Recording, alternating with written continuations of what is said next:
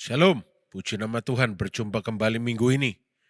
Mari mempersiapkan hati kita untuk berkomunitas, saling mendoakan, saling menjadi berkat, dan mempermuliakan nama Tuhan.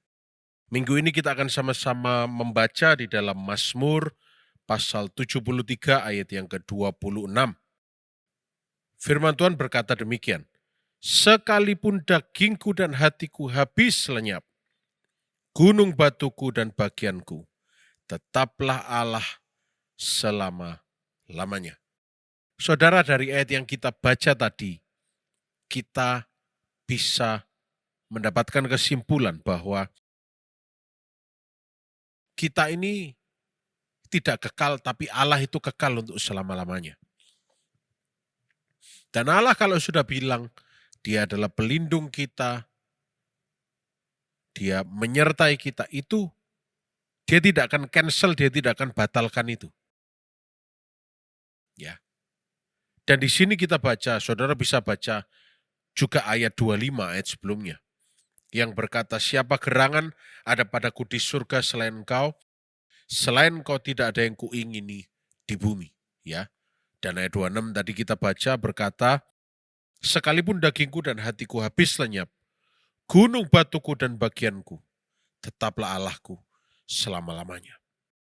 Beberapa saat yang lalu saya melihat sebuah wawancara podcast di YouTube, saudara. Ada seorang podcaster senior ternama yang ditanya, kalau seandainya perang dunia berikutnya terjadi dan ancaman terjadi di mana-mana, negara mana kita harus pindah? Ya. Yang diwawancara ini bilang, saya Swiss. Karena Swiss itu netral dari dulu dan banyak gunung-gunung, bukit-bukit, sehingga banyak bunkernya, aman. Lalu yang mewawancara ini berkata, kalau saya akan tetap di Indonesia. Kaget. Mungkin saya akan kirim anak saya untuk ke tempat lain atau bagaimana, saya akan tetap di Indonesia. Bukannya saya menyerah, bukannya saya takut, ya walaupun ada data yang mengatakan kalau perang dunia ketiga terjadi, ini saya tidak bilang politik tapi ini data, Indonesia itu termasuk 10 besar tempat yang paling aman. Indonesia di nomor 4, saudara. Ya. Nomor pertama Fiji, karena terpencil, pulau terpencil jauh dari mana-mana. Indonesia nomor 4. Nah, seorang podcaster ini bilang, saya di Indonesia, karena usia saya sudah tinggi. Hidup saya di Indonesia. Tubuh saya sudah tidak seperti dulu. Ya. Dagingku berubah. Menurun semua kekuatanku. Powerku menurun semua. Ya. Aku di sini saja. Dan itu mengingatkan saya, oh iya. Manusia itu ada umurnya. Ya. Tapi Tuhan selalu menyertai hidup kita tentunya ya. Kita tidak perlu sedih, takut. Ketika saya mendengar podcaster itu bilang itu, saya melihat, oh iya. Bukan dia menyerah pada kehidupan, tapi dia sadar bahwa dia tubuhnya sudah tidak seperti dulu. Bukan cacat, bukan lemah, dia besar, kuat. Tapi ada perubahan yang terjadi. Firman Tuhan bilang, dagingku nanti bisa habis lenyap, hatiku bisa habis lenyap. Tapi Allah itu loh, ada untuk selama-lamanya. Saya ingin dari ayat ini kita belajar bahwa Allah itu tidak berubah, saudara. Kita bisa berubah. Allah tidak berubah.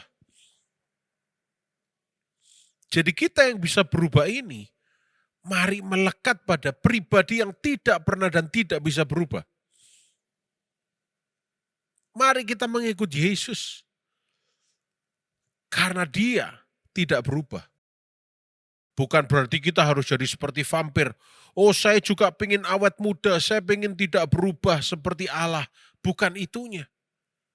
Tapi di dalam kekekalan, dalam kestabilan, ketidakberubahan Allah, ada sebuah jaminan kepastian.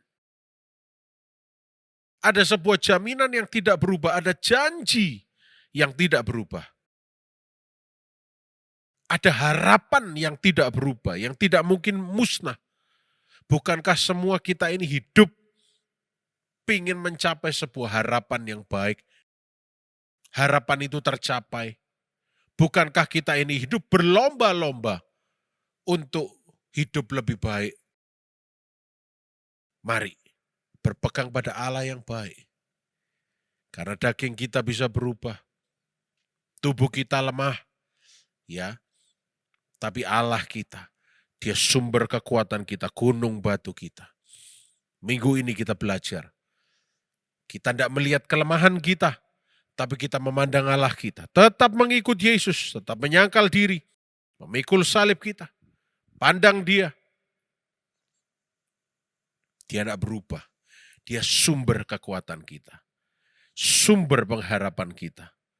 Sumber segala-galanya bagi kita.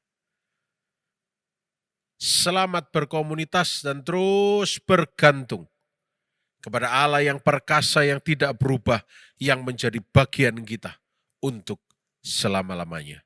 Tuhan Yesus memberkati.